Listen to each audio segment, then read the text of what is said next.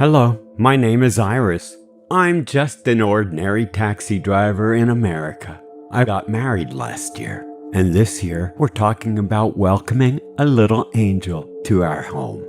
That's why I have to work twice as hard as I did before to give my family the best things possible. That day, after driving a guest from a farm to the outskirts of the city, I was about halfway home. I saw a woman in a red shirt, holding a red umbrella and standing by the side of the road, waving at me. It looked like she was in a hurry. I pulled over and offered to give her a ride.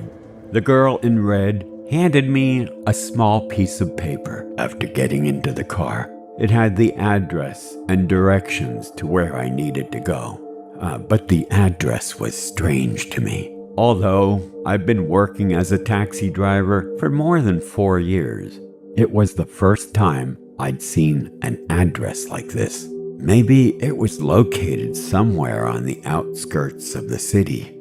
As I had expected, the navigation device told me it would take about an hour to arrive. Throughout the whole trip, that woman didn't say a single word. Everything she wanted to communicate to me was written down on papers. The atmosphere was getting colder, even though I had the air conditioner on to its minimum level. The windows were closed, but every few minutes I could feel a blast of cold air. It was spooky and made me shiver with the goosebumps. About 45 minutes into the ride, my navigation device suddenly said error. Then the woman in the red dress passed me another sheet of paper containing a small map on it and a caption saying that I needed to drive about 30 minutes more to arrive at her destination. Sometimes I glanced at her through the car mirror, but I accidentally made eye contact with her, and her eyes were staring right at me, as if she was staring at me the whole time. So I followed the instructions in the paper. I had to drive through a dark forest with the thought that we might arrive at our destination when we reach the end of the forest.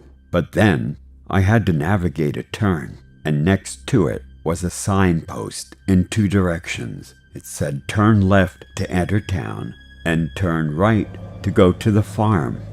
Now the woman immediately raised her hand and made a sign for me to turn right, saying that this was a shortcut and that if we went this way, we would get there faster. We continued moving for another 15 minutes, and then she suddenly told me to stop the car. As soon as I got out of the car and opened the door for her, 2 freaky guys jumped out of the grove of trees as if they were about to attack me. They had guns. 2 men, one short, one fat, both wearing a mask with the shape of a bird's head, looking creepy. However, right at the moment I turned on the car's engine, one of them broke the glass with a gun and then pointed the barrel at me. I was never so afraid. With my eyes closed, I hit the accelerator pedal, jammed it to the floor as hard as I could. The other man immediately opened fire, but fortunately the bullet was going the wrong way. Seeing their prey run away, they kept honking and shooting while chasing after us for a little while longer and then stopped. After I regained my composure, I immediately called the police and reported the accident. I was hoping to find a bar or some place to rest while waiting for the police to arrive. But the scary things didn't stop there. I must have been running about 30 minutes when I recognized that old sign by an abandoned gas station. Somehow I must have been running in circles. But even more frightening, the woman with the red umbrella was still standing on the side of the road, waving at me. I immediately looked back, and she disappeared. I sighed a breath of relief. But then I looked up to find out that she had already navigated her way to the front of my car. Like a reflex action, I immediately steered the car and crashed it into a tree. I was very startled and didn't know what to think, but it was certainly scary. After that, I didn't remember anything. I just knew that the police had arrived just in time to take me and my car to the garage.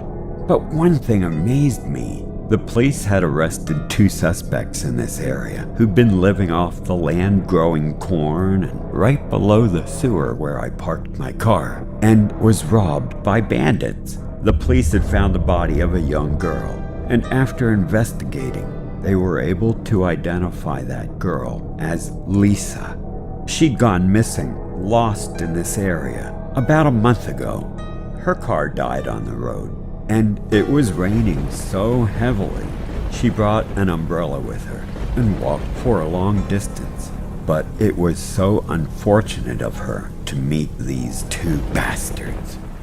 The story of the girl with the red umbrella has haunted me for a long time. Whenever I'm on the street and see a girl waving at me, I get that sudden feeling of fear and dread.